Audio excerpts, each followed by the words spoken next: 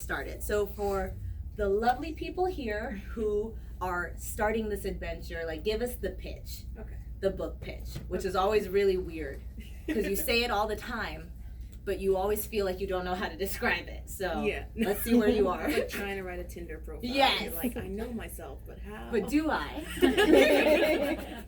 So Nocturna is a Latinx fantasy about a prince and a thief who have to join forces to stop an evil magic. It's what I call a reverse Aladdin, where the girl is the street smart thief and the boy is this like sheltered, cute prince. So that's Nocturna. Did you see the live action Aladdin? Yes. How was it? Side note. Again, you never know what's gonna happen. Aladdin wasn't hot enough. That was I knew from the commercial, I was like, this is gonna disappoint me greatly. But it was cute. Will Smith was like one of the better parts, and I thought he was gonna mess that up, but it wasn't bad. You didn't see it? No. Are you not trying to see it? So Princess Jasmine, my middle name is Jasmine, so Princess Jasmine was very important to me growing up. So I was just like, this is everything I like am waiting for. And then it's very rare that I see a trailer and I go, oh no. Actually, it's not that rare, but for something I'm so excited about. And yeah, when I saw it, I was like, It is not as bad as you think it's gonna be. Okay. But it's still bad. Again. Cool. Okay. It's still bad. So saved $14. Okay, amazing. So I'm curious because I know we have a couple of writers, but I also think personally when I go to these things or when I go to any kind of talk, I like to look at it as like, okay, here's some person, here's some amazing woman, Maya, who is doing her dream. And I think everyone has a dream. If you say you don't have a dream, you're lying to yourself. And you have to work that out in therapy. So like everyone has a dream. So I want to know how Nocturna fits on that scale. Like where is it in your writing journey? What was even your first like story? When did you realize, okay, I want to write? Like where does this fit in your life story? Okay. My parents will tell you that I've been talking about writing a book since I was 4. So it's before I could write properly. But I still had a little book that I called my $1 million book, full of my $1 million ideas. Good. And it was just scribbles because I didn't know how to write. So I've been talking about this forever. They did not expect it to happen. They were shocked when I told them about the book deal. But yeah, so I've been writing since I was little, since before I could write and then after. And I spent a lot of time doing something embarrassing called fan fiction. Not embarrassing. A very important tool. That is? Okay. Yes. Okay. See, that's why it's not embarrassing. Yeah, we're amongst our people. Yes. So it's fine. I know that's why book people are the best. Because you're like, okay. Whenever I explain it to someone who's not a book person, they're just like, you're so weird. Yeah. What are you doing? But I wrote so much Harry Potter fan fiction, Gilmore Girls fan fiction, Okay, nice. Naruto fan fiction, Teen Titans fan fiction. I actually do a little bit. Yeah. Okay. There's my first fan fiction was the Parent Trap fan fiction. Very specific. There was 2 twins who had to get their parents back together on a horse farm. Oh. They started out being named Marilyn and Carolyn, but by the Act 2 climax, it was just Tomi and Tomi. And it's basically I've been trying to write that story ever since. That's what CBD is. It is the Parent Trap. But yes, okay. But yeah, so I was writing for a while, and then I ended up joining the publishing world as an editorial assistant. And I realized I liked editing, but I really wanted to be the writer. So I was working 9 to 5, then coming home and writing from 6 to midnight for like about a year straight. And it was not great. It's funny hearing all this. I know we've talked a little bit, but it's always funny hearing it again because like it's so similar. I think that's why it's like whether you want to be a writer or you don't want to be a writer, like because this is how it happens. You don't just get to the article that makes it look all shiny. It's like that all the grinding in isolation and in solitude and with no hope is not like knowing it's gonna work out. Yeah. Just like ugh. And were you writing Nocturna? I was. During this time? Okay. The first manuscript I ever finished was Nocturna. Hey! Yeah, weird. I don't know how it happened, but that's No, that happens to like 7 people over the course of time. Like since the Bible was published. When you talk about like the shiny article thing, like they always say J.K. Rowling was sitting on a train and she was like, Harry Potter. And I'm like, lies. Like that's always the article. And she looked out the window, her train was stuck.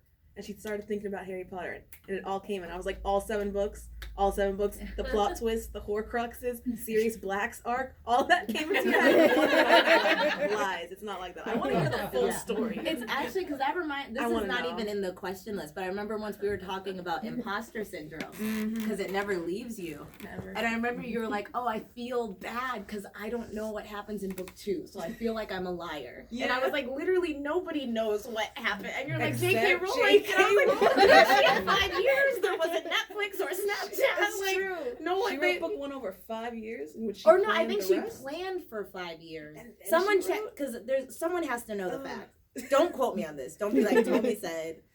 I know at the I'm very pretty sure least, though. So there was 5 years of something. Of planning, Something happened. of like outlining, Yeah. and putting all that, and being like I'm sure in year 3 she goes, oh, and then he's gonna go always, and then putting it all together. Then he's gonna somehow name his son after him. Yeah. God knows why. But I Everybody thought shake that their was head. like, okay, so you're Yeah. working on Nocturna. So I'm Sorry, working- I'm the worst. I get really No, distracted. no, it shouldn't be. I'm working on it, and then somehow I got great agents. We have the same agents, and they're the best. And it kind of just the ball went rolling, and then it was bought, and then I was here. And 2 years later. Just to demystify, or like, okay, so what if you want to get your book traditionally published and like, you know, get to walk into Mysterious Galaxy one day and be like, that's my book. The process is you write the book alone, you edit it, and then you try and get a literary agent, because agents sell to publishers. So if you say like, hey, I got Nocturna for you, and try and send it to like Harper, they're gonna be like, no. But if your agent comes, they'll be like, oh, I trust you. Let's see what this is. Agents are the first line of defense. Yes. Because without them, publishers would get 8 million billion manuscripts. They're like the and they thing majority be bad. in platform 9 3/4. Agents are the wall. And then, yeah, so you have to get through that wall, and like, you're kind of just ramming into it, like in book 2. When it closes, and then suddenly it opens, and you steal a car, and then you fly. It's kind of like that. It's kind of like that. It's just as hectic. So did you always know that you wanted to publish Nocturna? Like, was there a point that you switched from being like, okay, I'm working really, or did you know from the get-go, I guess? Because sometimes you're writing something. I think it's always hard to explain in publishing that, like, when you don't know your first book is going to be your first book. Yeah. A lot of times people are like, oh, would you write if no one ever read it? And I was like, what do you think I was doing for 20 years? So it's like, you're not writing like, oh, there's a shift the first time you say like, okay, I'm going to try and put this into the world. And 99.9% of the time it doesn't work out. So I'm curious, like, if you knew from the start, or if this was the story you were working on, and then there was that shift of like, I actually want to be editing my own stuff, so I'm going to try with this. So like when I was working in publishing. Yeah, so you're writing Nocturna, but did you know, like, I'm going to try and get this published?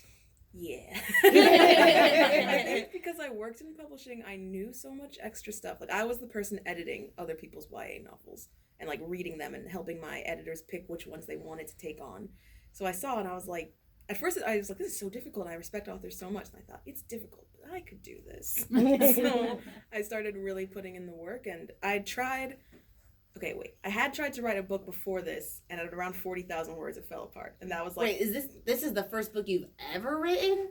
This is the first one that got finished. The other one was the first one. So technically this is the second one. This is the second book you've ever written? Finished, first one. Yeah. Well, the first book you ever written still start. Okay, what was the first book? I'm just curious now. So these aren't really quite. This is Tomi's curious, and you have to listen because she's sitting up here. So what was the first book that you? What was the 40,000? It was a hot mess. It doesn't matter, but what was it? Unless it was really. If it was really dirty, though, you have. No. To I was always going for a young adult. I have to be clean-ish. That's fine. Ish. I remember it took place on an island because I'm Dominican, so I wanted to do like something like the Dominican Republic. And I had like wild prophecies and dragons, and everything just went awry and nothing made sense. And I kept on trying to push it, and my friends were like, Maya, you've been trying to push this up a hill for like a year. You need to let it go. And I've heard from a lot of other authors that a lot of the time you're writing a book and it doesn't work out, and that book falling apart is what gets you to the book that actually is the one that gets published. Like, you get an idea for something else in the middle of writing this really difficult other book that's not working, and you're like, I think I'll write this instead. Maybe that'll work out. And it does. So, It was just a hot mess. I tried my best. I still learned. Like, yeah. People think that if you start writing a book and it doesn't work out, like it's a failure. But you learn so much while you're writing that book that'll help you write the next book, which could be the one that ends up getting published. So it's all like so much work is done behind the scenes before you even start any of this. And it's all worthy of your time. But yeah. Yeah. I think that was the biggest thing I had to learn because I was really hard on myself for writing just fan fiction. And I would try original ideas, but they were just slightly looser fan fiction. Yep. And it always felt like a waste. It always felt like, why you can't just... It felt like a sin to put my Harry Potter fan fiction on paper. So I kept all of it in my head. And it stops. It stops at book. It was like, because it was trash. But not trash like it wasn't good. It was literally just Tomi is the fourth member of the squad. Tomi makes out with Cedric. Tomi has to help her sisters do a performance at the Quidditch World Cup. Unprepared. I had so many of those.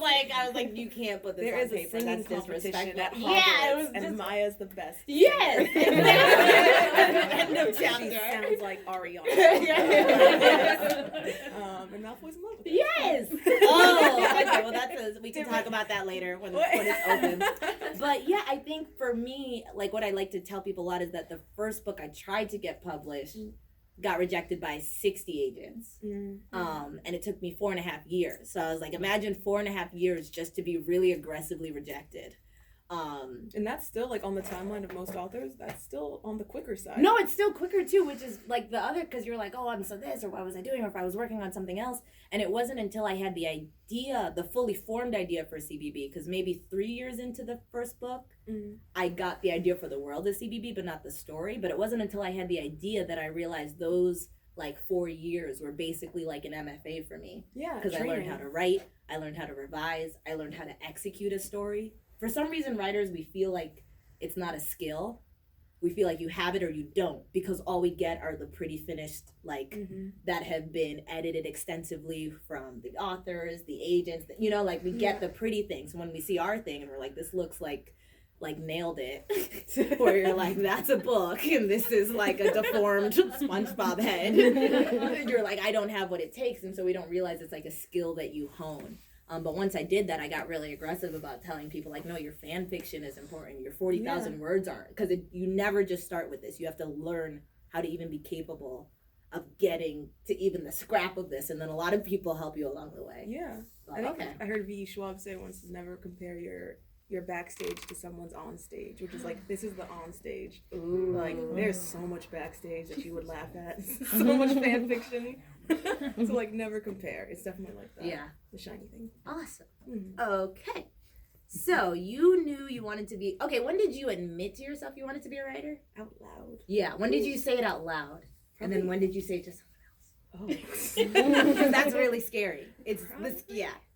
I think out loud to myself in college. I was a creative writing minor, and I was surrounded by other people who wanted to be writers. Yeah. And I was like, all right, like, we're all in this together. We're all a squad trying to make it. And we're all in critique classes, looking at each other's work, being super scared of getting critique. And it just felt like a really bonding experience. But so many of them were like, oh, I just like writing. I'm not trying to get published. I was like, yeah, me too. I'm not interested in being published. It's fine. It's whatever. That was all I could think about ever. And I think once I got out of college, I went straight into publishing. That was 3 years ago when I graduated from college. Yeah, and then straight into publishing. And once I realized, like, I thought I wanted to be an editor. Yeah. I was like, I love books. I should be an editor. And then I realized, like, no, I do love books, but I wanted to be the creator. And once I felt that, I was like, I would tell my friends, like, yeah, I think I'm going to really give this a shot. I want to be a writer. And they were like, go ahead. They were super supportive. I like your friends. Yeah, and they all already knew. Maya, put that away. Maya, go for it. They all already knew. They're like, yeah, we knew you wanted to be a writer. You just never said anything. So yeah, that was probably then. I was 23. Okay, cool. Yeah.